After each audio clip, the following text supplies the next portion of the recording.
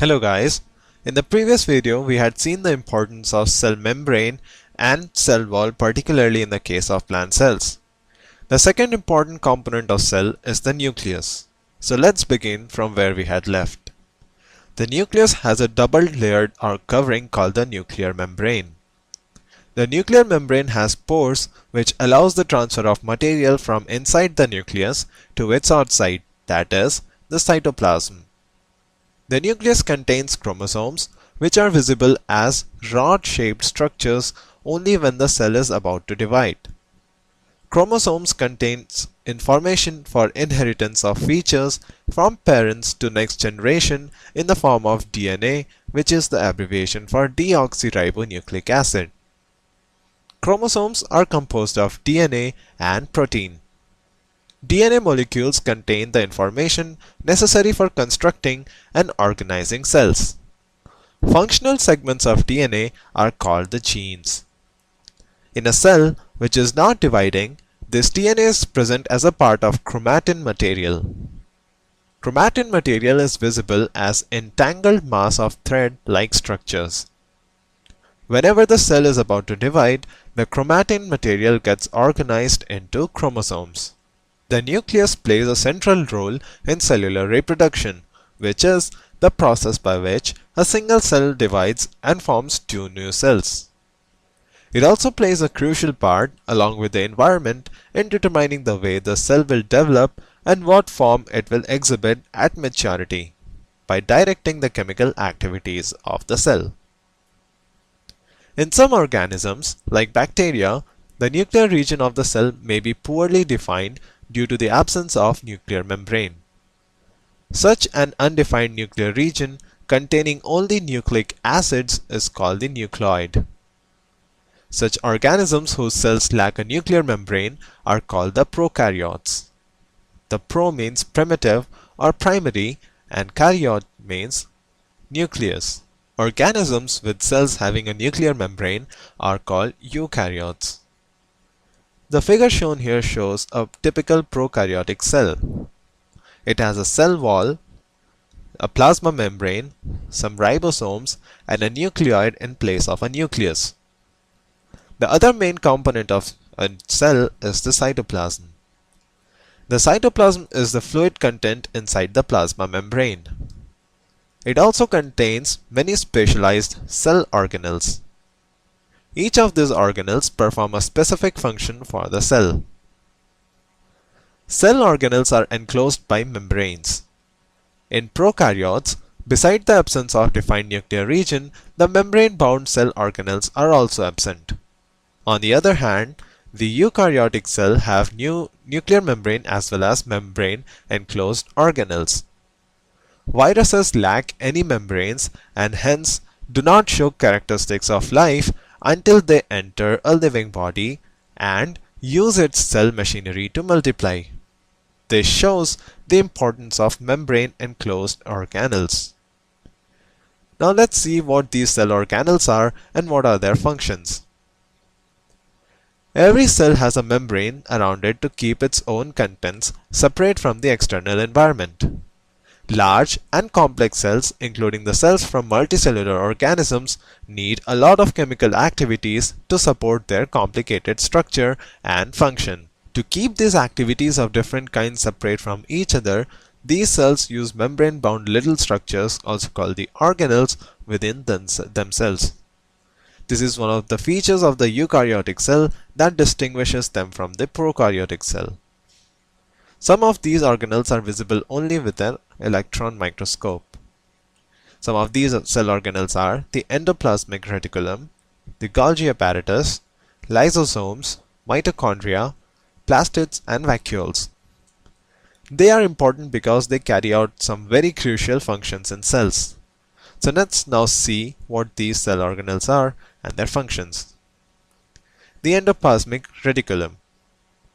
The endoplasmic reticulum, or the capital ER, is a large network of membrane-bound tubes and sheets. It looks like long tubules and round or oblong bags, which are called the vesicles. The ER membrane is similar in structure to the plasma membrane. There are two types of ER, the rough endoplasmic reticulum or the RER and the smooth endoplasmic reticulum or SER. The RER looks rough under a microscope because it has particles which are called the ribosomes attached to its surface. The ribosomes, which are present in all active cells, are the sites of protein manufacture. The manufactured proteins are then sent to various places in the cell depending on need using the endoplasmic reticulum. The SER helps in the manufacture of fat molecules or lipids important for cell function. Some of these proteins and lipids help in building the cell membrane. This process is known as the membrane biogenesis. Some other proteins and lipids function as enzymes and hormones. Although the ER varies greatly in appearance in different cells, it always forms a network system. Thus, one function of ER is to serve as channels for transport of materials, especially proteins, between various regions of the cytoplasm or between the cytoplasm and the nucleus. The ER also functions as a cytoplasmic framework, providing a surface for some of the biochemical activities of the cell.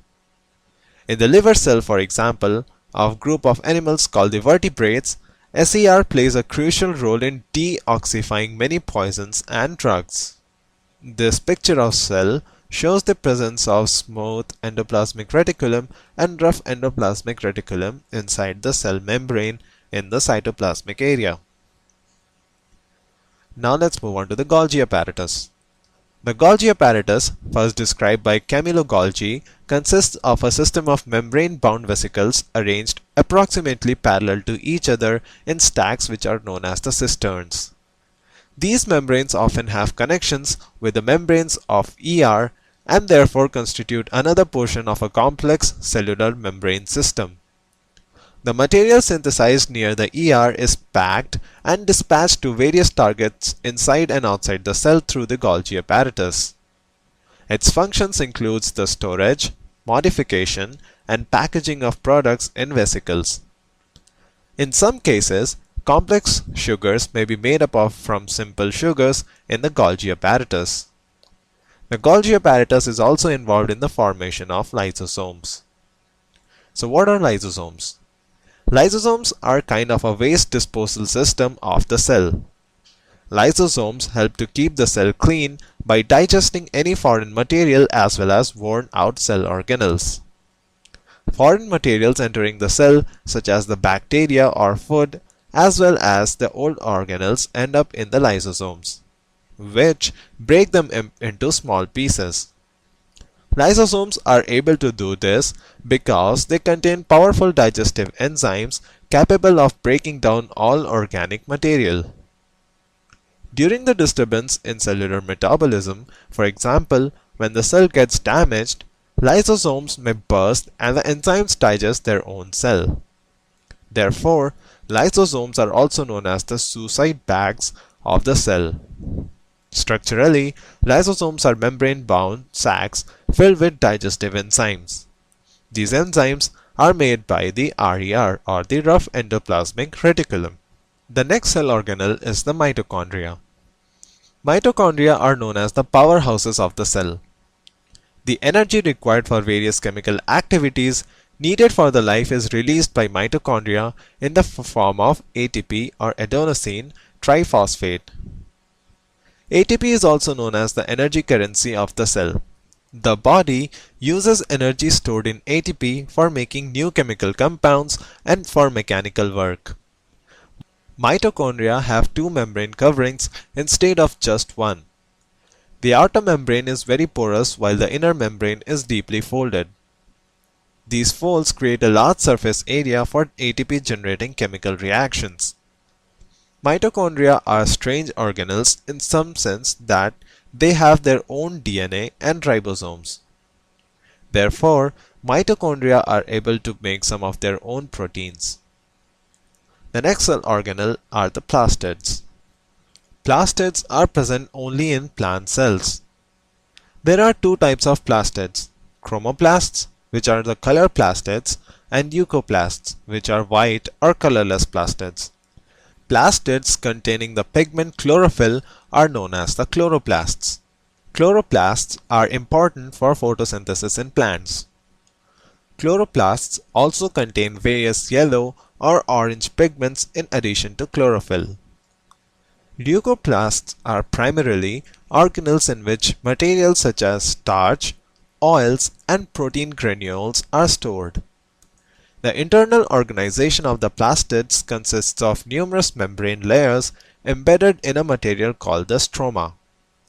Plastids are similar to mitochondria in external structure. Like the mitochondria, plastids also have their own DNA and ribosomes. This brings us to the last organelle which we have to study, that are the vacuoles. Vacuoles are storage sacs for solid or liquid contents. Vacuoles are small sized in animal cells, while plant cells have a very large vacuoles. The central vacuole of some plant cells may occupy 50 to 90% of the cell volume. In plant cells, vacuoles are full of cell sap and provide turgidity and rigidity to the cell. Many substances of importance in life of the plant cell are stored in vacuoles. These include amino acids, sugars, various organic acids, and some proteins. In the single-celled organisms like amoeba, the food vacuole contains the food items that the amoeba has consumed. In some unicellular organisms, specialized vacuoles also play important roles in expelling excess water and some wastes from the cell. Hence, each cell thus acquires its structure and ability to function because of the organization of its membrane and organelles in specific way. The cell thus has a basic structural organization.